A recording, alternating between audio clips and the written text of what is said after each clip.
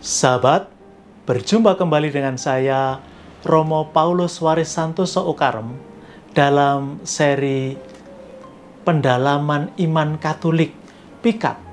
Kita masih meneruskan mendalami Yesus dalam bingkai sejarah.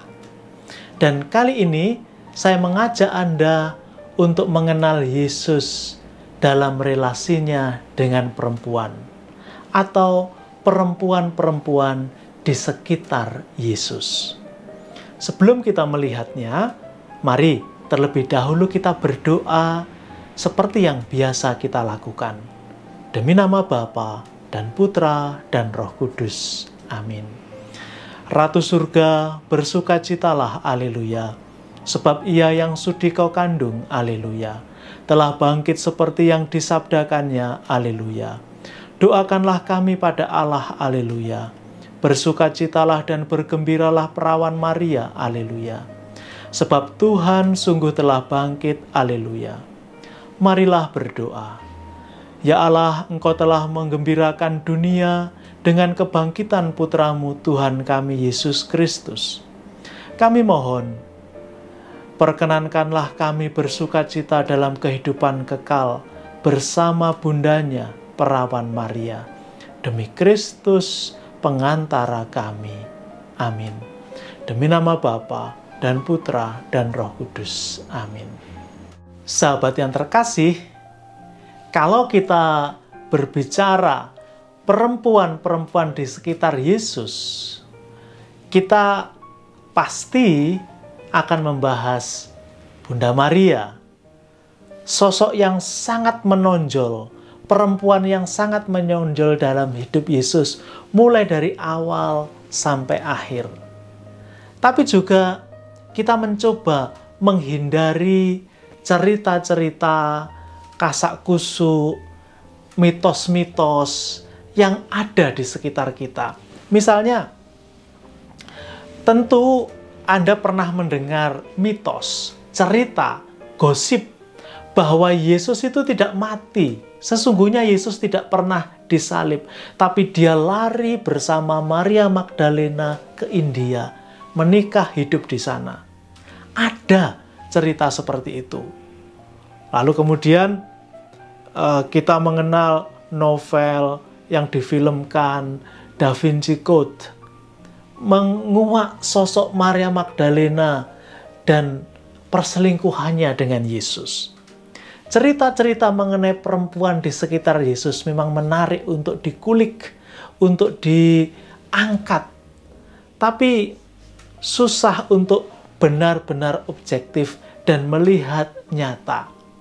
Lebih mudah memberi bumbu dan bercerita seolah-olah itu nyata. Berkaitan dengan Maria Magdalena, saya sudah membahas beberapa pertemuan, bahkan menutup dengan sebuah doa Rosario Santa Maria Magdalena. Sekarang kita melihat dari yang paling menonjol, Bunda Maria. Bunda Maria tidak bisa dipungkiri sosok penting, sosok istimewa dalam hidup Yesus. Beberapa kali pertemuan dalam kitab suci, perjumpaan Yesus dengan Bunda Maria, Yesus berusaha mengungkapkan betapa pentingnya sosok Bunda Maria dengan kata-kata yang terkadang kelihatan kasar, terkadang terdengar aneh untuk kita zaman sekarang. Tapi Yesus mau menunjukkan kepada banyak orang nilai yang dimiliki oleh Bunda Maria. Misalnya, ketika Yesus berkata, "Siapakah ibuku? Siapakah saudari-saudariku?" Dialah yang mendengarkan sabda Tuhan dan melaksanakannya. Mungkin kita akan terkejut dan marah, loh, ngomong tentang ibunya kok begitu? Masih bertanya, siapa ibuku? Yesus mau menunjukkan, kalau kamu mau menjadi saudariku, ibuku, kamu harus seperti ibuku, yang bukan hanya mendengarkan sabda Tuhan, tapi juga melakukannya dalam hidupnya. Bunda Maria ketika menerima kabar dari malaikat, mungkin umurnya 13 tahun atau 14 tahun. Itu seturut kebiasaan adat orang-orang Yahudi kala itu. Usia di mana perempuan mulai bertunangan. Dan diceritakan, ya kita tahu semua dalam kitab suci, dia mengandung dari Roh Kudus. Kemudian Yosef hadir yang sebetulnya adalah tunangannya tapi belum hidup serumah. Kemudian mengambil dia sebagai istri dan Maria melahirkan. Bunda Maria juga setia dalam perjalanan, mendampingi Yesus sampai akhirnya di bawah kayu salib. Bunda Maria juga yang menunjukkan bagaimana beriman. Bunda Maria tahu siapa Yesus. Maka ketika berada dalam situasi yang kurang bagus, misalnya dalam perkawinan di Kana, Bunda Maria memberi contoh beriman. Dia datang kepada Yesus mengatakan, Yesus, mereka kekurangan anggur. Dia percaya putranya punya sesuatu. Maka meskipun Yesus menjawab, mau apakah engkau daripadaku, ibu? Waktuku belum tiba. Bunda Maria tahu siapa putranya.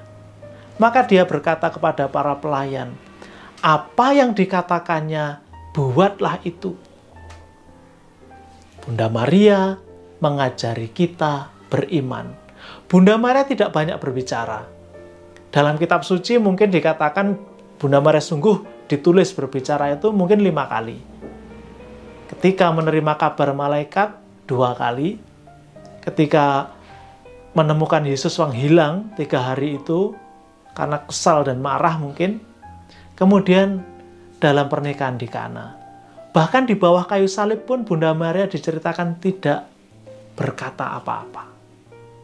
Ini perempuan pertama yang ada di sekitar Yesus, yang begitu menonjol dan berpengaruh. Lalu kemudian Injil Lukas itu menceritakan ada perempuan-perempuan yang ikut dalam pelayanan Yesus. Mereka melayani mereka, para murid itu, Yesus juga menyiapkan kebutuhan mereka. Nah, ada pertanyaan mungkin ya terdengar lucu gitu ya, tapi bisa jadi benar. Pada makan malam Paskah terakhir itu, yang menjadi awal dari Ekaristi, siapa yang masak-masak? Karena dalam kitab suci tidak pernah diceritakan, meskipun diceritakan Petrus menikah, tidak pernah diceritakan bahwa Petrus membawa istrinya. Juga para murid yang lain membawa istrinya. Tidak pernah diceritakan. Maka ada orang lain, perempuan-perempuan yang selalu bersama mereka. Injil Lukas memberi keterangan mengenai nama-nama perempuan yang bersama mereka. Maria Magdalena, diceritakan yang daripadanya Yesus mengusir 7 roh jahat. Ada Yohana. Yohana ini istri dari Susa. Susa itu bendaharanya Herodes. Jadi ini bukan orang sembarangan, dari kelompok elit gitu ya. Kemudian ada Susana. Dan masih beberapa perempuan lain yang diceritakan selalu mendampingi mereka, bersama-sama ikut dalam rombongan Yesus. Nah, Maria Magdalena sudah saya sebut, tentu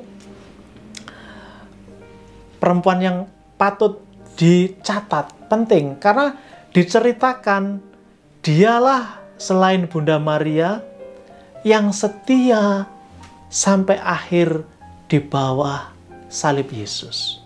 Juga diceritakan kepada Maria Magdalena lah Yesus untuk pertama kali menampakkan diri. Maka perannya cukup penting. Tapi seperti yang saya singgung di awal, saya tidak akan membahas di sini. Saya sudah membahasnya cukup panjang dalam seri-seri sebelumnya. Anda bisa membuka kembali. Sahabat, selain perempuan-perempuan yang ada tadi, baik untuk melihat lebih jauh mengenai sosok Yesus, para murid, perempuan-perempuan ini, yang pada waktu itu kelihatan janggal, aneh. Mengapa? Karena mereka tidak menikah. Yesus diceritakan tidak menikah. Yohanes Pembaptis tidak menikah. Dan perempuan-perempuan yang ikut dengan Yesus dan para murid itu bukan istri dari murid-murid atau istri dari Yesus. Maka bagi kebanyakan orang Yahudi yang sangat patriarkal gitu, jadi mengkedepankan peran laki-laki, kehadiran perempuan-perempuan ini aneh gitu. Lebih aneh lagi ketika menyadari, loh, kok guru mereka tidak menikah. Salah satu pengajar Yahudi yang terkenal namanya Rabbi Eliezer dalam Babylonian Talmud, dia mengatakan begini, kalau ada seorang guru pria mengajar dan dia tidak menikah, sesungguhnya dia bukan laki-laki. Maka kehadiran Yesus di situ bagi sebagian orang Yahudi aneh. Tapi rupanya beberapa kelompok religius, jadi di Yahudi kan kita sudah lihat kemarin kan, ada beberapa kelompok.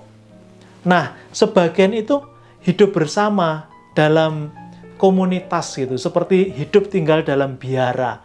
Mereka tidak menikah, hidup bersama, lalu kemudian melakukan aktivitas keagamaan. Nah, itu menjadi cikal bakal juga nanti umat Katolik perdana, pengikut Yesus yang berkumpul sebagai komunitas, tinggal bersama, apa yang mereka miliki menjadi milik bersama.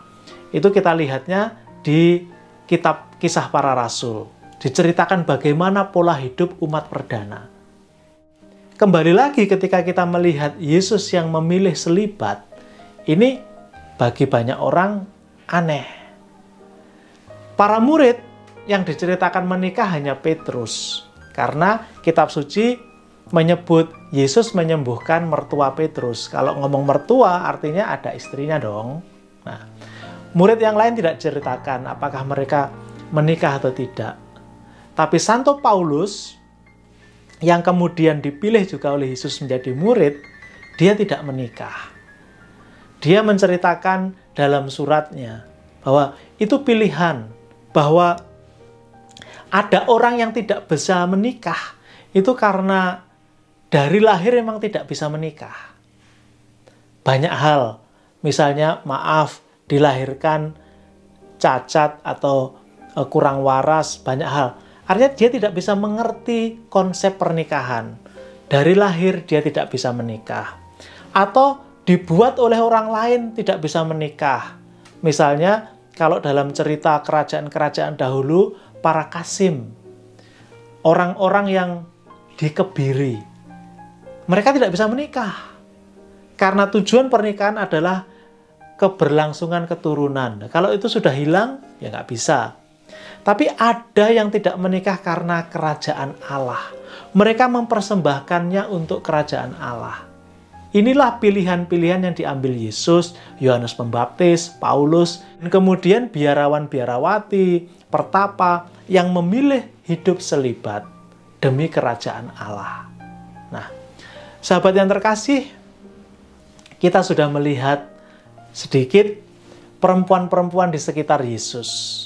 Tidak banyak, karena kita berusaha menghindari gosip, menghindari cerita-cerita yang mitos-mitos. Lalu kita juga melihat hidup selibat yang diterapkan Yesus, Yohanes Pembaptis, juga Paulus. Intinya demi kerajaan Allah.